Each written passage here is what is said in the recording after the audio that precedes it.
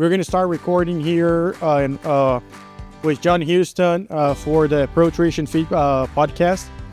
And I'll let John start his podcast, and we're going to have basically a roundtable. And feel free to ask questions. You ask a question, we're going to repeat your question here in the microphone so we can get it in the mic. And we're going to have, unfortunately, Katie had to leave, but we have myself that already spoke. We'll have Darren Bullock from the University of Kentucky. He's a geneticist that is our next speaker. We have Kevin Thompson. You guys have seen him here before. He's been here for a little bit. 30 years too? Close enough, right? And then Charlie, Claire, and Hugh, they're part of the crew here on the Heifer program. All right. Thank you, Dr. Salo. It's certainly a pleasure for me to, facilitate this part of the program. So for the benefit of our listeners that will listen when this is put out there after being recorded, thank you for joining us on the Pro-Nutrition Feed podcast. I want to be sure that you all know now it's being recorded, so if you're sitting beside someone you don't want to be seen with, you might want to take this opportunity to get up and move about. So just know that it's being recorded, and we certainly appreciate your participation in this portion of the program. I would also say to those that will be listening, we are on the campus of the University of Tennessee, Middle Tennessee AgResearch and Education Center. I'll get it right, a lot of words there, at the Lewisburg facility where they have the Heifer Development Center, and this is the Heifer Development School, and we certainly want to make a few comments about that, and then I'll start asking some questions. You be thinking of your questions because we certainly want to get to those. That's what's most important. But I want to say to the group here, even though I know that we have those from UK Extension and maybe some others, but in case you didn't know it, we have the best researchers and the best extension service and the best Institute of Agriculture in the country. I can say that because I am an alum of the University of Tennessee Animal Science Department. So I am very, very excited to be here and to coordinate this because I am a firm believer in what is being done at the University of Tennessee. And let me just explain to you just a second, and then I'll ask Kevin a question here to get us started. But let me just explain to you that the University of Tennessee is very well equipped to educate our students. And once those students are educated, they're very well equipped to do the research that is needed, both in the livestock sector, but also in the agronomy sector and other areas of agriculture. But when it comes to livestock, very, very good things are being done at our research centers across the state. And then with that, we have a tremendous group of agriculture extension agents across this state that can take this research and that can assimilate it and get it out to you all where we can use it. That's the goal. It does no good to do research and get results and things that will help us on the farm without getting it out to those of us that farm and that can use that information. So all of those networks working together. And really, Kevin, it starts back in the 4-H program. And that's where we start in the 4-H program with UT Extension. We come in to the UT Animal Science or UT Institute of Agriculture, and then we move right on, and the research is going on, and it comes right back to Extension to get that research out. So with that, Kevin Thompson, let me ask you, Kevin, to give us just, even I saw the hands go up earlier about the first timers, just give us just a little bit about the history of the Heifer Development Center and how that came about, because certainly some very good work has been done since then. Thank you very much, John, for all you mean to this program and all that Pro-Nutrition means to this program. And we have to look back 8 years ago, going on 9 years ago. It was actually a program started by Governor Haslam. And there was a concern within the state that our beef cattle inventory numbers were dropping very, very consistently. So through a lot of the different agricultural organizations and the House Ag Committee, the question came up, well, what can be done to help facilitate the stabilization and even a growth in the Tennessee beef cattle numbers? Because as you know, from an agricultural commodity, an animal agricultural commodity. Beef's number one. It's very, very high. It's so important to the state of Tennessee. Well, that came down and bled down into some conversations with many different groups throughout the state.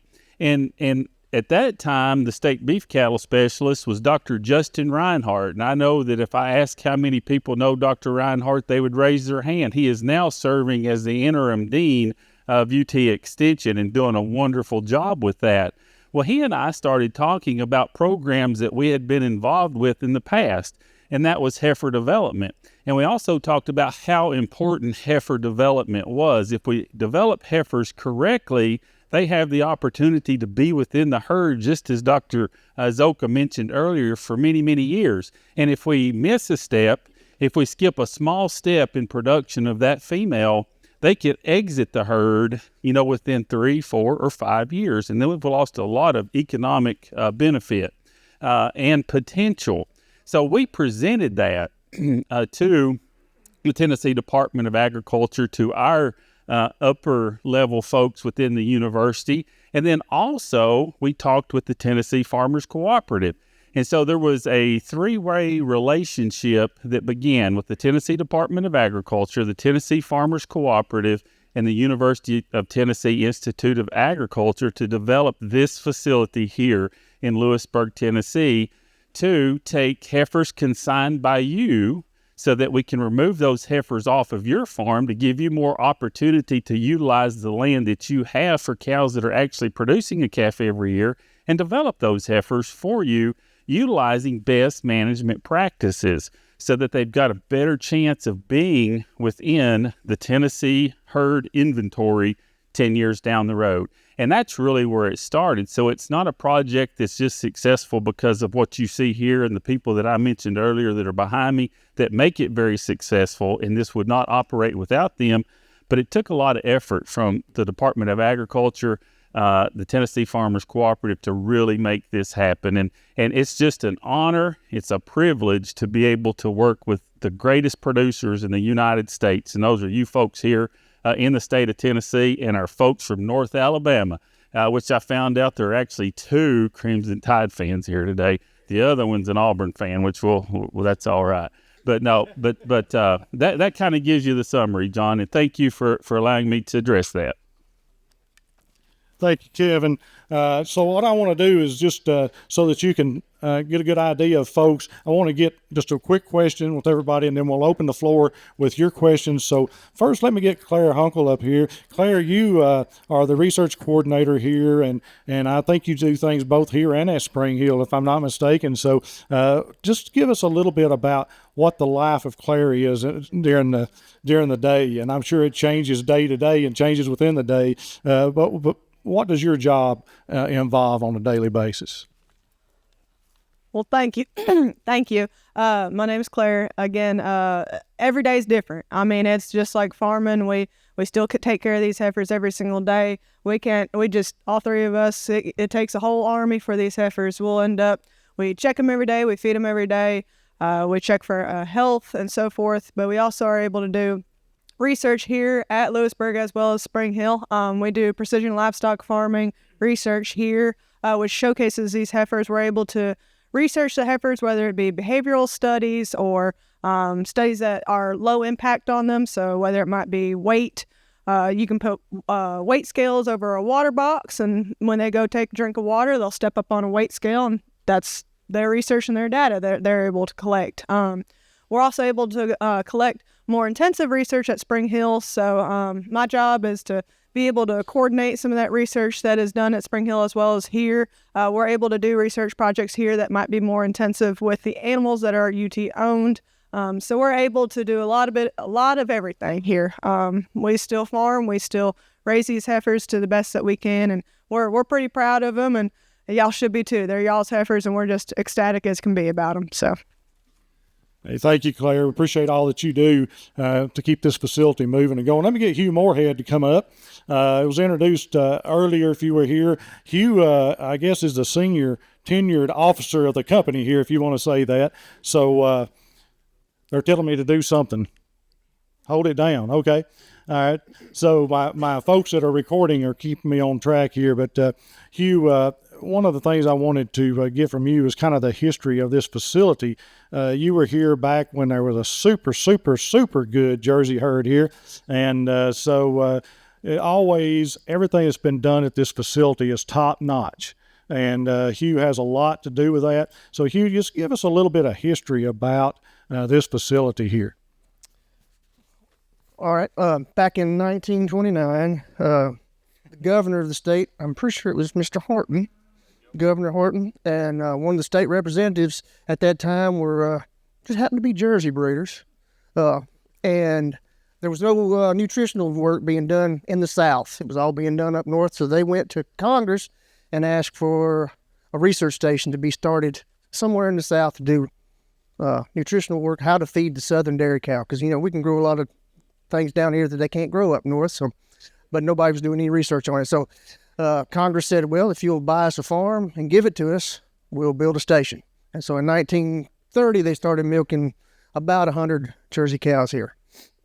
And they rocked along as a federal USDA station until 1948 when the university joined them as a partner and bought some more land. The original tract was about 400 acres, and now it's 615.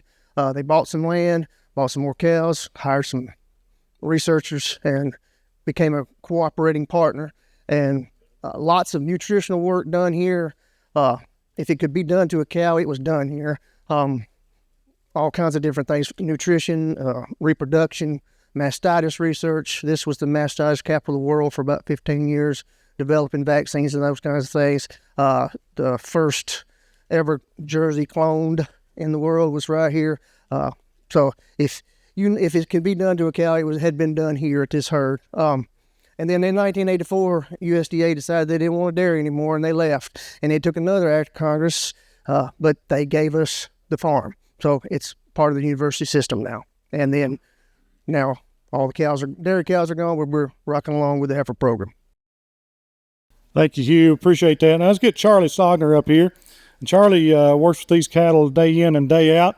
And Charlie, what I'd like for you to tell the group is just a few words about what you do in heifer development. What are you doing here besides just feeding the cattle? What are you doing and in developing these heifers? What's important, the things that you're looking at day to day?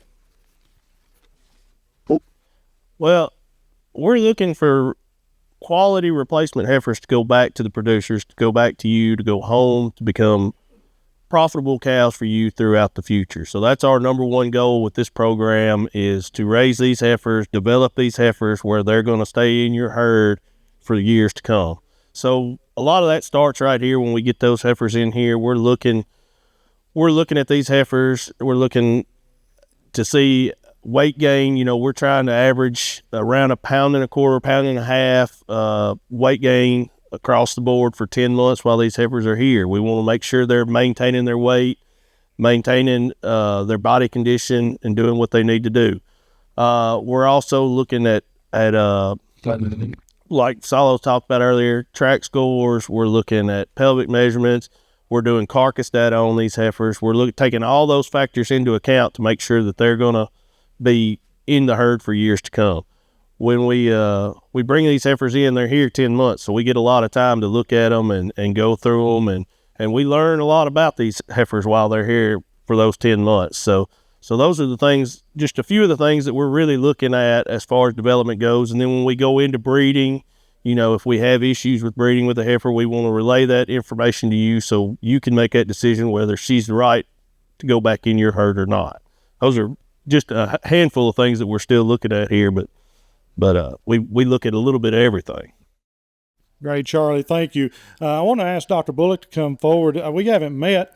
I see UK there, and we'll let you come on up anyway, Dr. Bullock. No, I'm just teasing with you. We haven't played you Kentucky yet, so I'm going to keep my mouth shut just a little bit.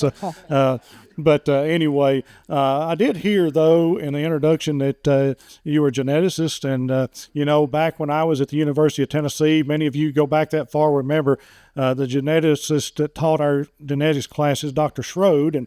And while I made an A in his class, I never understood a thing he said. So here is a question for you. when it comes to reaching genetic potential, we hear that term. That's I guess a buzzword or a phrase. What do we mean when we talk about things we can do to meet that animal's genetic potential? What is genetic potential?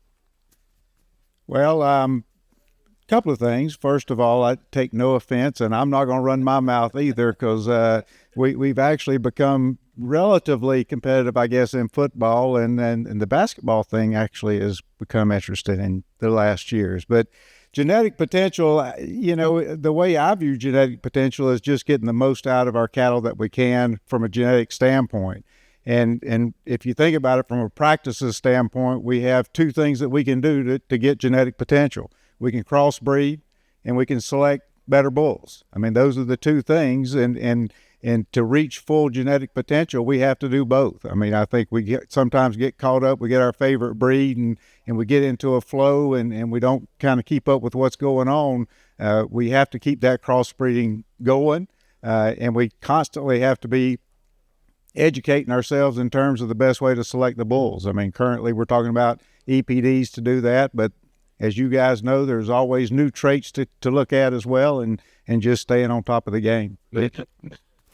Thank you so much. So I'm going to ask Dr. Salozoka to come forward, and I want to ask one question. You get your questions ready, because when he's finished, we want to address your questions. But one thing I wanted to ask you, I was listening to your presentation earlier, and one of the things, and when I had cattle, I was the world's worst. So I'm pointing fingers at myself. This cow's, she's 12 years old, but hey, she'll have a calf again next year. So let's just keep her. But she can't walk. She can't move around like she should. But when we talk about what should we be looking at when we cull cattle? What kinds of things, especially our brood cows, what kind of things should we be looking at? I think that's a great question. It's interesting you asking me this, because I was having that same conversation just a few minutes ago. Somebody asked me the same question, and there's several things, right? I think before we think about the culling, we have to make sure our management is appropriate. So we have to make sure that we are doing everything we can to give all the opportunity to reach the genetic potential. So when we're making culling decisions, we're making truly because of she's not good anymore, or genetic-wise and production-wise, and it's not because of our fault that we didn't give the opportunity for that animal to thrive, right?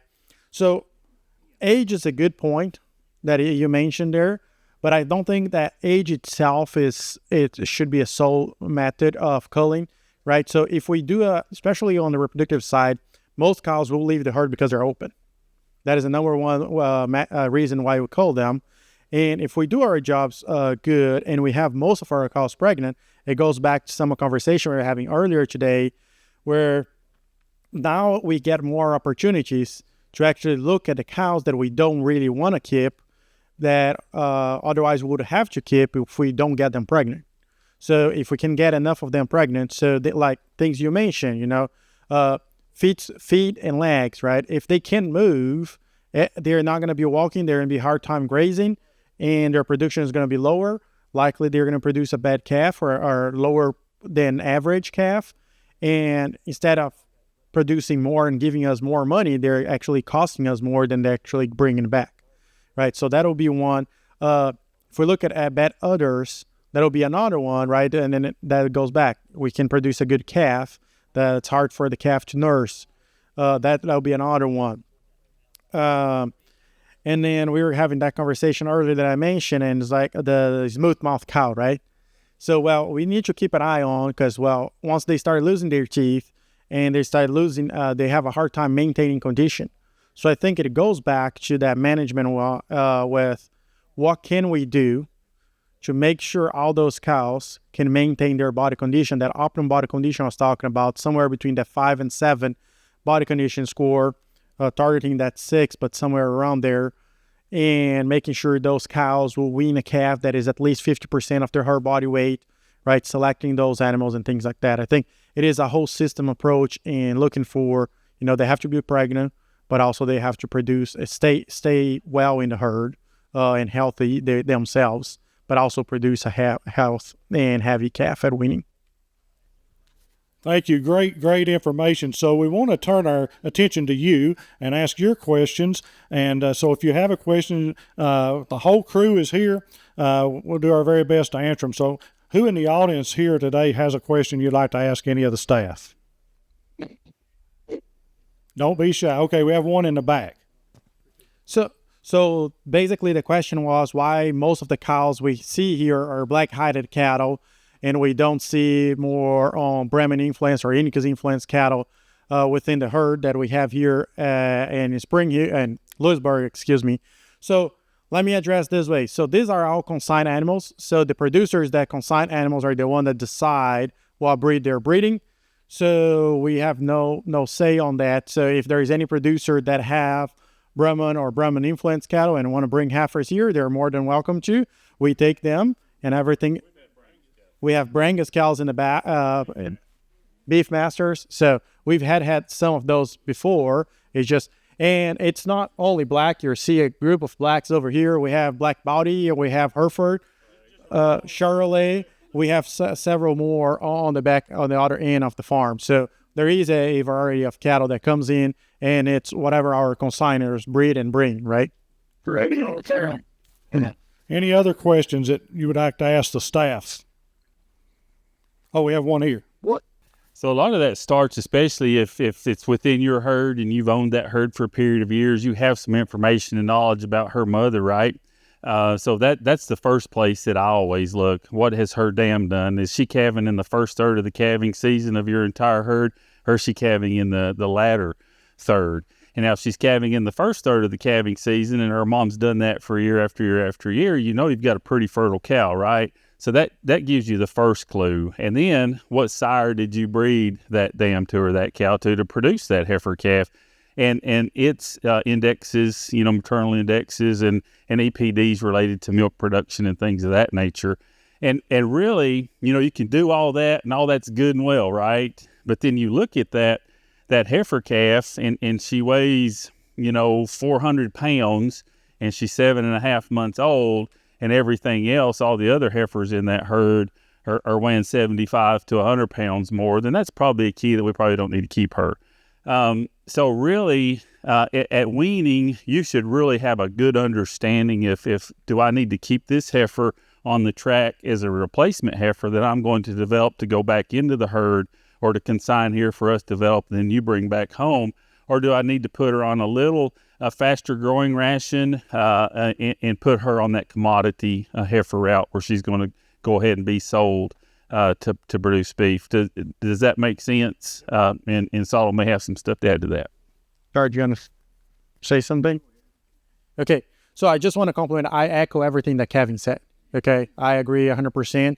And so just complimenting, right? That at weaning will be the first opportunity. And that's I try to touch that base on my presentation. At weaning, we decide, and at weaning we should have more heifers selected as we actually need, because then as they mature and grow, we can make further finding decisions whether which ones as they grow, as they develop, things come up later on in life. Feed structure can go south and get really bad at a calf. Sometimes it is not as bad, but then she matures and that feed structure get really bad. Maybe that's not a heifer that you want to keep as a cow that will cause you issues later on. And maybe she's more predisposed to leave the herd when she's her second, maybe third calf, and you want to keep her long term. So start looking at some things like that. I'll just add, I think your question is when, and really it starts at breeding. Like Kevin said, the bull selection is a big part of that. And to me, one of the biggest, and I'll talk about it, is the crossbreeding aspect. Making sure that she is, not one of your heifers that's more on the straight bred line, but one more that's got, several breeds made up in there. The other one, Salo, I think, from a time standpoint, is when was the heifer born? Those earlier born heifers are certainly going to have a lot better opportunity to get bred the first time, get bred early the first time to give her a better shot of getting bred the second time. So the other aspects are good as well, but it really starts early. I appreciate the question. Appreciate all the answers. We've got time for about one or two more questions. Anybody have? Okay. Okay. Kevin, I'll let you address that question, but please repeat the question so our audience can. Yeah, the question was, how do you select a bull that you're going to use within your herd that's a herd that's really based on low input, right? And I would like to think that the majority of the cow-calf producers in the state of Tennessee are low input cow-calf producers, right? As commercial producers, we have to be from an economic understanding, and we want to produce as many pounds of beef as we can on the stuff that we're standing on right now. The forage that grows here are better than most any other state in the United States, right? So we are privileged to be in a state that can run an animal unit on 2.5 to 3 acres, right? So we need to be able to do that. And to me, that's the definition of low input. Well, a lot of these bulls that we have to really pay attention to things that would maybe direct them away from siring calves that can truly reach their genetic potential, right?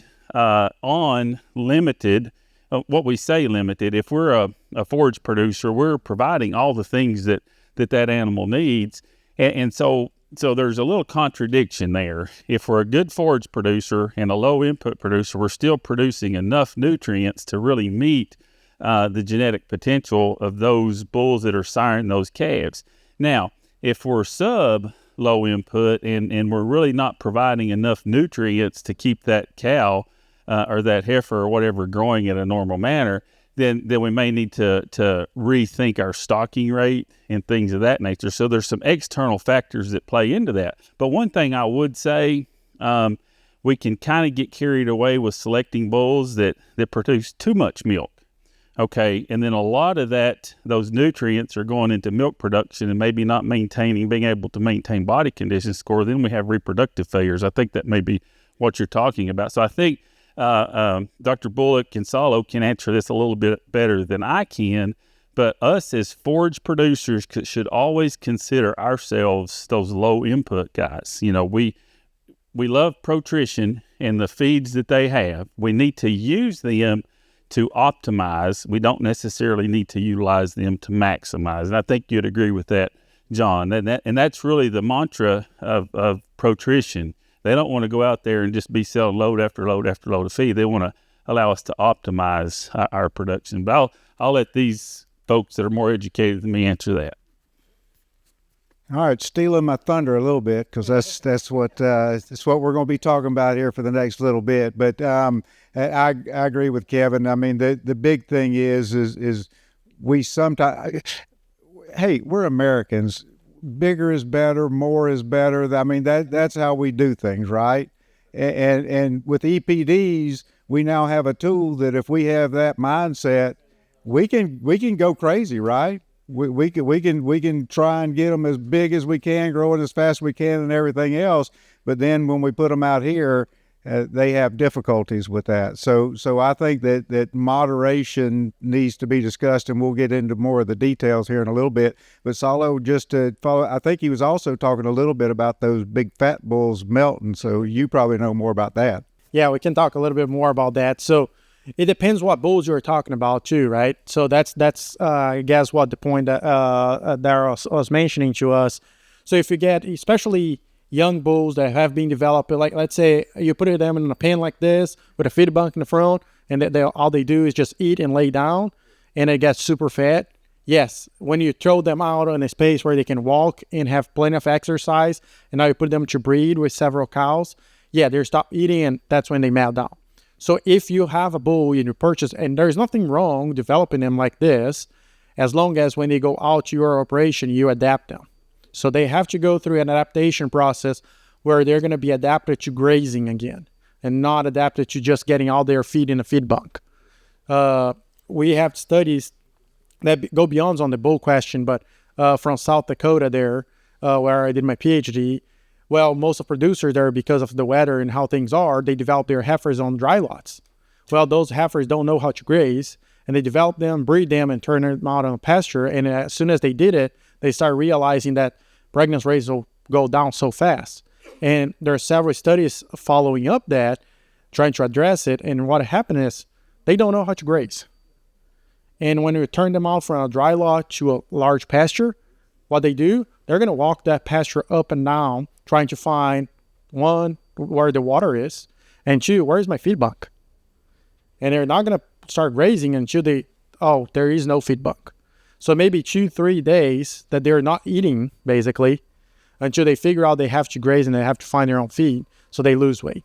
And the bull will be similar, right? So it's not used to grazing anymore. It's being developed away from.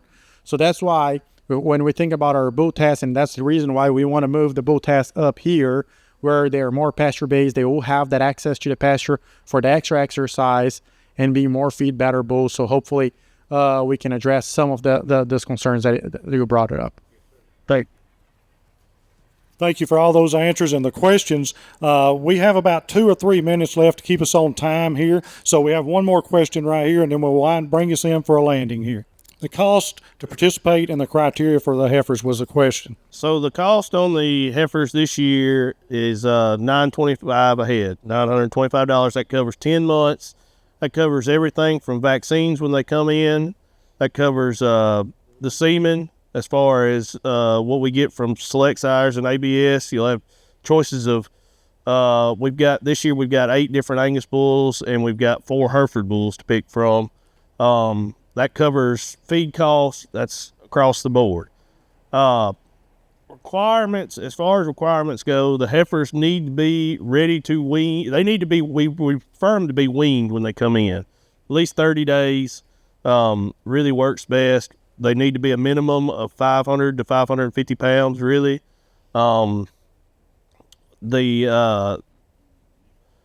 Any other requirement, we're going to look at them when they come in. We're going to run them through the chute.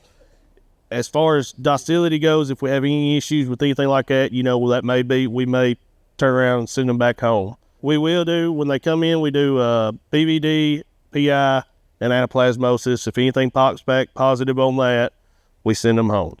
As far as any other requirements, we're just, like I just said earlier, we're looking for the best possible replacements to send back to you. So we want to work with you to kind of, if there's something we see that we don't like, we're going to relay it to you and kind of work through that. All right, thank you, the audience, for participating. We need to bring this in for a landing to keep everything on time.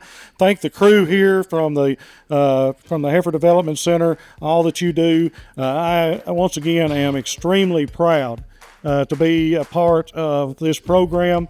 I'm extremely proud of the University of Tennessee Institute of Agriculture, the research centers, the extension service, the whole 9 yards. We have just a great thing going in Tennessee. All of our agricultural groups work together very well, whether it be the University of Tennessee, Tennessee Farmers Co-op, Tennessee Farm Bureau, Tennessee Department of Agriculture. We all work together for one thing in mind, to help our producers stay in business and to make more money and to have more income on the farm.